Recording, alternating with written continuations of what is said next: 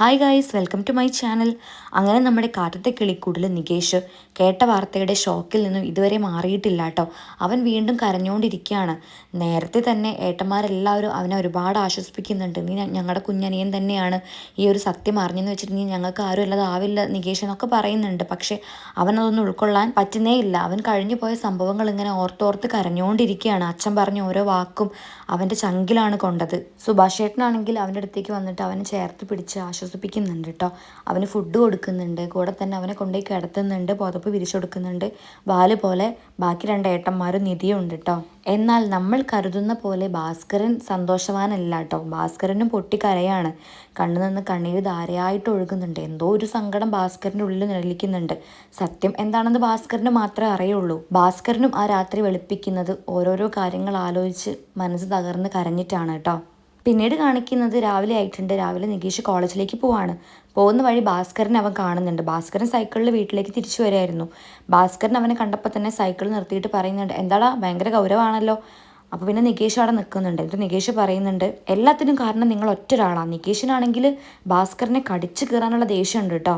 കാരണം ഇവരുടെ ലൈഫ് ഇങ്ങനെ ആക്കി തീർത്തത് ഭാസ്കരൻ ഒറ്റ ഒരാളാണല്ലോ. അപ്പോൾ ഭാസ്കരൻ പറയുന്നുണ്ട്, നീ എന്തിനാടാ വിഷമിക്കുന്നത്, തള്ള മാത്രമല്ലേ വേറെ ഉള്ളൂ, തന്ത ഒന്നല്ലടാന്നൊക്കെ ഒരു ലാഘവത്തോടു കൂടി പറയാണ്. പക്ഷെ നികേഷിന് ഇതൊന്നും ദഹിക്കുന്നേ ഇല്ല. അപ്പോൾ നികേഷ് പറയുന്നുണ്ട്, നിങ്ങളെന്തിനാ എന്നോട് ഇത് ഒളിച്ചു വെച്ചത്, നിങ്ങൾക്ക് എന്നോട് ഇത് പറഞ്ഞുകൂടായിരുന്നോ. ഏട്ടന്മാർ പറയാത്തത് അവരുടെ സ്നേഹം, പക്ഷെ നിങ്ങൾ അങ്ങനെ ഇല്ലല്ലോ, നിങ്ങൾക്ക് എന്നോട് പറയാമായിരുന്നു അവരെൻ്റെ സ്വന്തം അല്ല എന്നുള്ളത്. അത് കേട്ടോ ഭാസ്കരൻ സ്റ്റെക്ക് ആവുന്നുണ്ട് കേട്ടോ.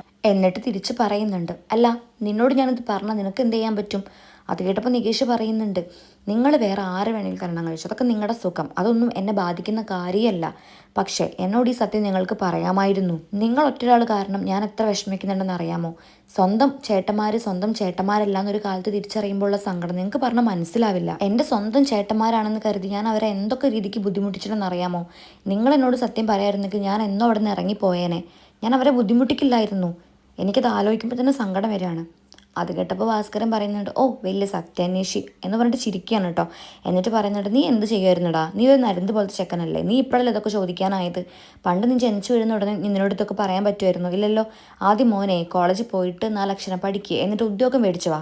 അത് കേട്ടപ്പോൾ ഒരു നിസ്സഹായനെ പോലെയും ദേഷ്യത്തോടു കൂടിയൊക്കെ നികേഷ് പറയുന്നുണ്ട് ചിരിച്ചിട്ട്, നിങ്ങൾക്ക് എൻ്റെ അവസ്ഥ പറഞ്ഞാൽ മനസ്സിലാവില്ല. നാട്ടുകാർ പറഞ്ഞതിലെ സത്യം എനിക്ക് ഇന്നാണ് മനസ്സിലായത്. ഭാര്യയെ കൊന്ന് വേറൊരുത്തിയെ കൊണ്ടുവന്നവൻ. ഇപ്പം എനിക്കത് ബോധ്യമായി.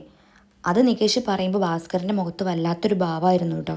എൻ്റെ ചേട്ടന്മാരുടെ അമ്മേനെ നിങ്ങൾ കൊന്നു, അവരുടെ സന്തോഷം നിങ്ങൾ ഇല്ലാതാക്കി, നിങ്ങൾക്ക് അതുകൊണ്ട് എന്ത് കിട്ടാനാ.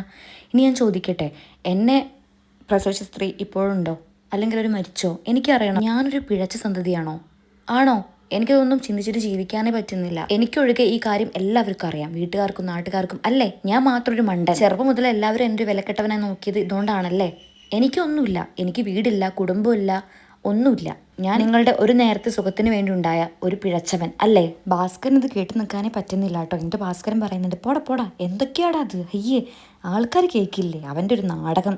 അപ്പോൾ നികേഷ് പറയുന്നുണ്ട്, പോവന്നെയാണ്, ഞാൻ പോവാണ്. ഇത്രയും കാലം ഞാൻ എൻ്റെ കുടുംബമെന്ന് വിചാരിച്ച കുടുംബം എൻ്റെതല്ലല്ലോ, ഇനിയിപ്പോൾ ഞാൻ എന്തിനാ അവിടെ നിൽക്കുന്നത്, ഞാൻ പോവാണെന്ന് പറഞ്ഞിട്ട് അവൻ അവിടെ നിന്ന് പോവാണ് കേട്ടോ. പക്ഷെ ഭാസ്കരൻ്റെ ഉള്ളിൽ എന്തോ ഒരു നോവ് അവിടെ നിഴലിക്കുന്നുണ്ട്. അവൻ പോയതും ഭാസ്കരൻ തലയിലൊക്കെ കൈവച്ചിട്ട് ഇങ്ങനെ എന്തോ ആലോചിച്ചിട്ട് ഇങ്ങനെ ഒരു തരം മടുപ്പോട് കൂടി നിൽക്കുന്നുണ്ട്. ഈ വീഡിയോ ഇത്രയേ ഉള്ളൂ. അടുത്ത വീഡിയോസ് കാണാനായിട്ട് എൻ്റെ ചാനൽ സബ്സ്ക്രൈബ് ചെയ്യാൻ ആരും മറക്കണ്ട. Okay bye, thank you.